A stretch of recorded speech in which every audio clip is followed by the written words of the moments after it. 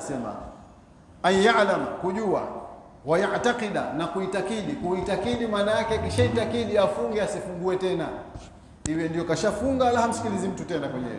Aitakidi vipi? Anna Allah azza wa jalla, ya kwamba Mwenyezi Mungu aliyomshindi na aliyotukuka, wahidun, ni mpweke. Wengine anasema ni mmoja, ni mpweke, ni mmoja, la sharika lahu, hana mshirika. Palipotajwa Mwenyezi Mungu kwamba ni mmoja, kawaida ya moja au kilichopweke kinagawika.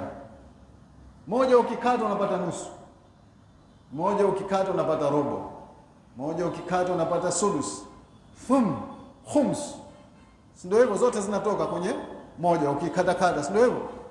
Sasa Mwenyezi Mungu Subhanahu wa Ta'ala, umoja wake au upweke wake sio kwa maana hiyo. Upweke wake na umoja wake ni kwamba yeye la sharika lahu, hana mshirika. Na ndio maana Imamu Abu Hanifa rahmatullahi alayhi akasema ya kwamba Allahu wahidun. Imamu Abu Hanifa rahmatullahi, Mwenyezi Mungu ni mpweke au ni mmoja, la min tariqi al-adad, si kwa njia ya hesabu kama hii tuliotaja. Ni mpweke lakini si kwa njia ya hesabu. Walakin min tariqihi annahu la sharika la, walakin min tariqi annahu la sharika la, lakini ni kwa njia kwamba yeye hana mshirika, na hili linaonekana wazi. Na ndio Mwenyezi Mungu akaleta pia ile aya mfano inakuja inaitwa ayatu tamanwa, law kanat fihima alihatun illa Allah, akasema vipi? La fasadata.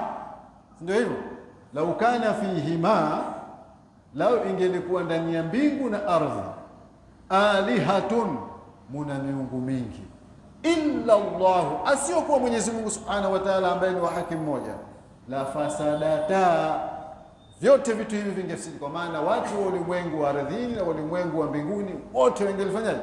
Wangelifisidika. Kwa nini?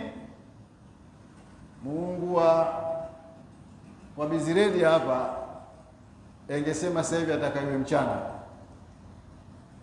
yale, na hapo mbele hapo angesema mimi naona bora hapa iwe asubuhi, mfano yale, ulimwengu ungekuwa na nidhamu tena, na litakayetekelea maana yake ndio mwenye nguvu.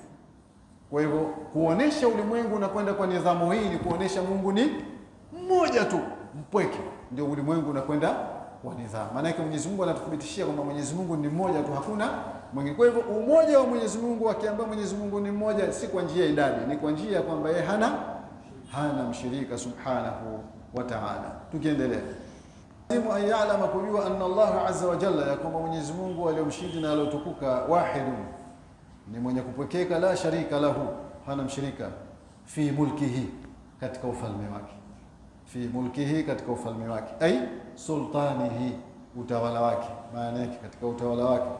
Falaysa lihadha alalam rabbun malikun wala maabuda bihaqqin siwahu. Falaysa lihadha alalam, bas hauna ulimwengu huu, rabbun, bwana, malikun, mwenye kuumiliki, ghairuhu, asiyokuwa yeye Mwenyezi Mungu Subhanahu wa Ta'ala, wala maabuda, wala hapana muabudiwa, bihaqqin, kwa haki, siwahu, asiyokuwa yeye. Ni yeye tu ndio mwenye kuumiliki ulimwengu huu, na yeye tu ndio muabudiwa wa haki, kwa sababu vimo vinaabudiwa vingi lakini kwa batil, lakini muabudiwa wa haki ni yeye Mwenyezi Mungu peke yake Subhanahu wa Ta'ala. Khalaqa al-alama,